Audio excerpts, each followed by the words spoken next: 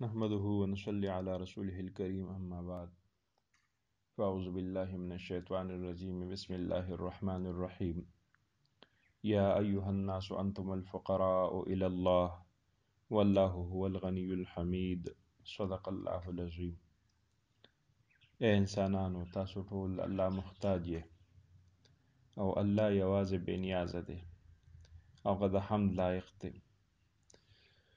الله تبارک وتعالی چې انسانانو ته کم انعامات ورکړي دي، خاص انعامات، هغې کې یو دعا هم ده.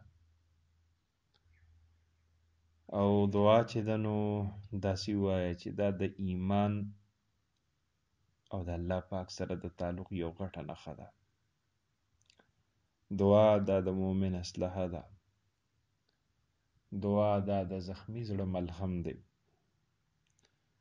دعا دا د فقیرانو، مسکیرانو او نادارو خزانه ده. دعا د مجبورو خلکو تسلی ده. دعا هغه څیز دی د کوم په ذریعې سره چې مطلبونه د دنیا او د آخرت حاصلیږي. دعا د خپل کریم او رحیم رب په دربار کې مناجات او درخواستونه دي. او دعا په ذریعې سره انسان ته سکون او تسلی حاصلیږي. دعا کې مشغول اوسېدل عبادت دی. د دنیا کارونه دي او کو د دین کارونه دي، هغې کې د الله پاک نه امداد او مدد غوښتل، دا د انسانانو ضرورت او صفت دی. ډیر کارونه داسې چې هغه د انسان کوشش او قابو کی، هغې کې به هم دې دعا غواړي.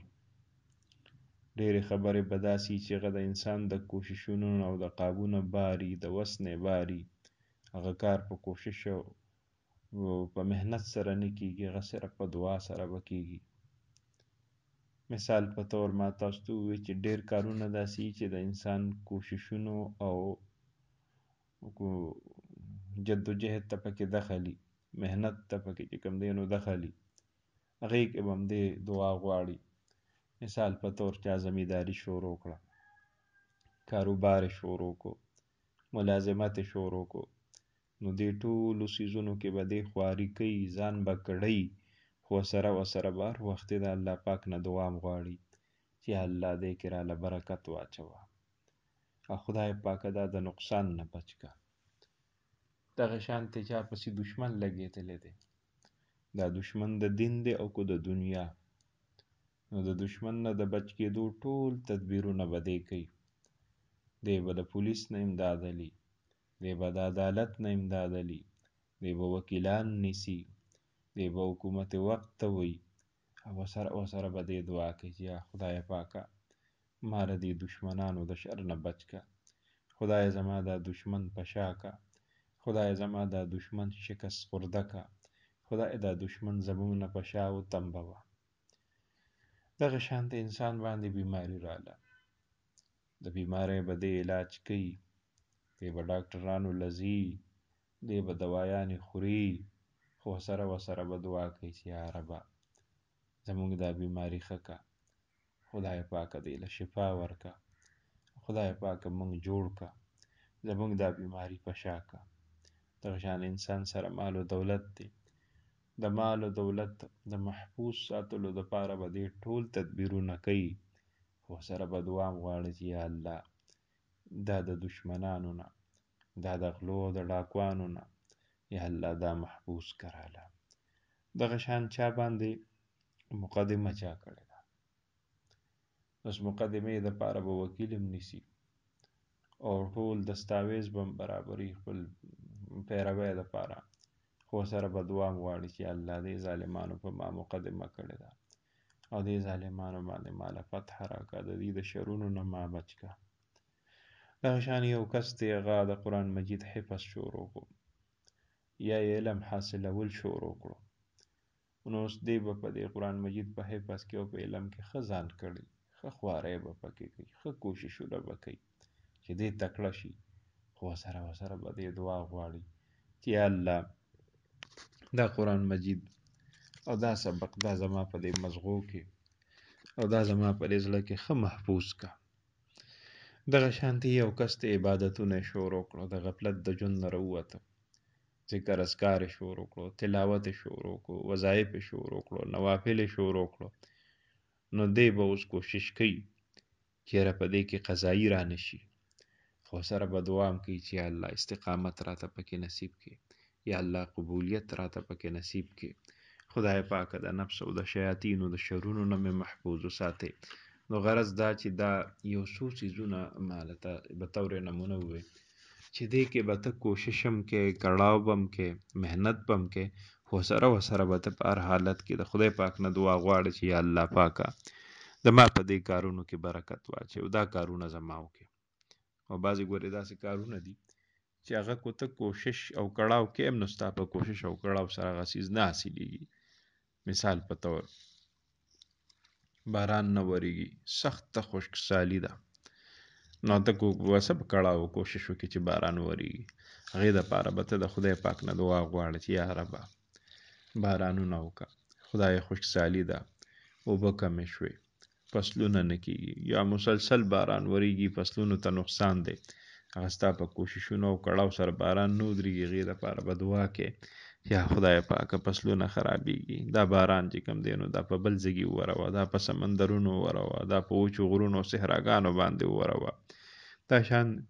د چا بچي نه پایي، هغې دپاره به د دعا کوې یا خدای پاکه بچي مې نه پایي، یا الله پاکه زما دې بچو له ژوند ورکړې. د چا مسلسل لوڼه کېږي او د ده د زوی شوق او خواهش دی، مسلسل به د الله پاک په دربار کې دعا غواړي یا خدای پاکه مال اولاد نرینه راکا، نیک عمله صالح اولاد نرینه راله راکا. نو دا ځان سره خپلو مغزو کې کېښودل پکار دي چې دعا صرف د یو څو الفاظو نوم نه دی. ما خو تاسو ته څه ووایي چې دعا دا د الله پاک په دربار کې درخواست پیش کول دي، لکه څنګه چې مونږ افسر ته او یا عدالت کې درخواست پیش کوو، څونه مؤدبانه مو لیکلي، څونه په ادب سره مو الفاظ استعمال کړي او شکل ځان عجز جوړ کړي،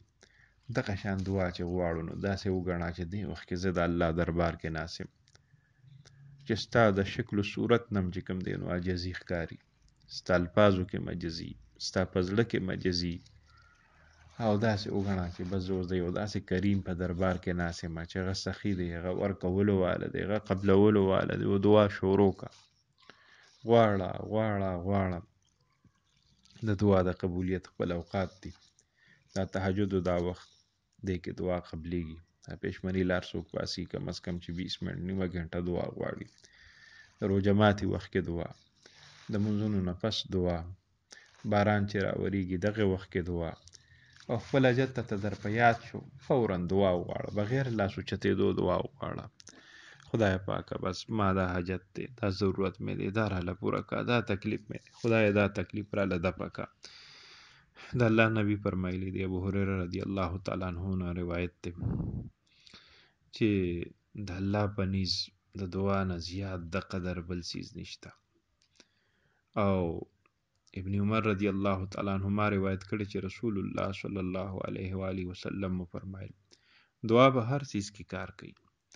داسې بلاګانې د پکې چې لا نازلې شوي نه دي، او داسې بلاګانې د پکې چې هغه نازلې شوي دي. ابو هريره رضی الله تعالی عنہ فرمایي چې پیغمبر علیه الصلاۃ والسلام فرمایل چې کم سړی دعا نه کوي الله هغه ته سخت غوسه. او د انس رضی الله تعالی عنہ نه روایت دی چې تاسو د خپل رب نه ټول حاجتونه غواړئ، او که د مالګې ضرورت دي نو غم ته نه غواړئ، د پیزار تسمکه دې وشلې د غم ته نه غواړئ، دې ته به نه ګورئ، یعنی د کمزوري نه کمزوري څیز او د طاقتور نه طاقتور څیز هغه د الله پاک په دربار کې غواړئ. الله دې د عمل توفیق نصیب کړي. سبحان الله وبحمده سبحانك اللهم وبحمدك أشهد أن لا إله إلا أنت أستغفرك وأتوب إليك. سبحان ربك رب العزة عما يصفون وسلام على المرسلين والحمد لله رب